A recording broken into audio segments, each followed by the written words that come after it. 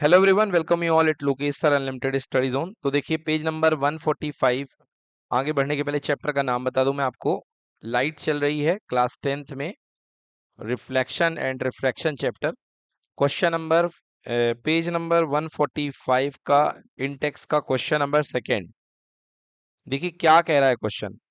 A concave mirror produces 3 times magnified in large real image. कह रहा है कि एक कॉनकेव मिरर है, तो कॉनकेव मिरर आपके पास में है और आपको पता है बच्चों कि कॉनकेव मिरर में कह रहा है कि produce 3 times magnified real image.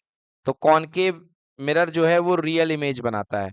बच्चों आपको पता है कि रियल इमेज जो होती है हमेशा क्या होती है, इन्वर्टेड। इन्वर्टेड होती है और इसने दे रखा है कि 3 गुना 3 times मतलब m = 3। अब मुझे बताइए मैं यहाँ पे +3 लूं या -3 लूं। बिल्कुल सही, क्योंकि इन्वर्टेड है और मैंने बताया था इन्वर्टेड इमेज हमेशा नीचे बनती है, तो m क्या लेना पड़ेगा, -3। ठीक है ना। Of an object place a 10 centimetre front of it. कह रहा है कि ये किसकी इमेज बना रहा है, जो एक ऑब्जेक्ट है जो इससे 10 सेंटीमीटर की दूरी पे रखा हुआ है। तो बच्चों ये 10 सेंटीमीटर डिस्टेंस है। तो ऑब्वियसली बच्चों ना ना ना फोकस नहीं है बेटा, है ना। 10 centimetre in front of it, focal length भी नहीं है।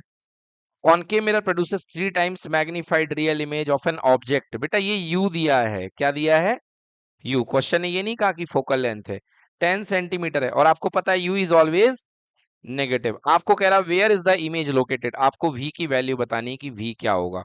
चलिए देखिए हमको वी निकालना है। ऑल यू नो कि मिरर के लिए m = होता है -v/u।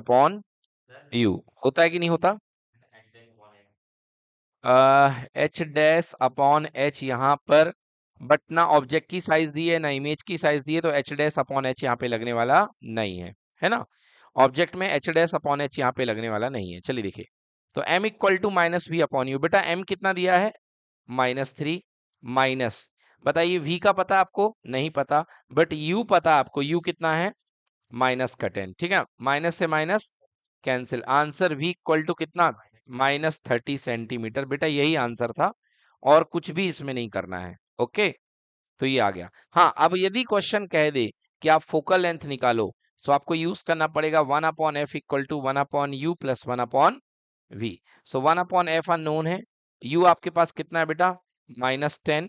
u आपके पास कितना है, -10, तो 1/-10।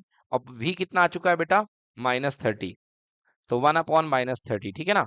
कैसे सॉल्व करेंगे देखो। सो 1/f इसको -1/10 और इसे -1/30 लिख लीजिए। सॉल्व करने के लिए 1/f = 30 और 10 का एलसीएम कितना आएगा, 30 आएगा।